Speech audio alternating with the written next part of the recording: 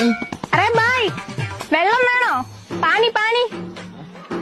വേണ്ട ചേച്ചി, വേണ്ട വേണ്ട. ചായ വേണോ? ചായ ചായ. 3 പൊറോട്ടയും ബീഫ് കറിയും ഹോട്ടലിൽ നിന്ന് കഴിച്ചു ചേച്ചി.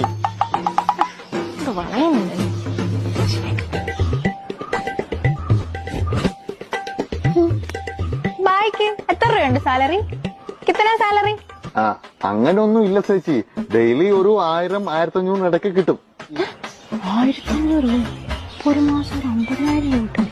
പോട്ടെ, ഒരു 40,000 കിട്ടുമല്ലോ. ബായ് ബായ് മാരീഡ് ആണോ? ഇല്ല ചേച്ചി. അങ്ങനെ കിട്ടിയ പണിയെടുക്കാതെ ജീവിക്കാം.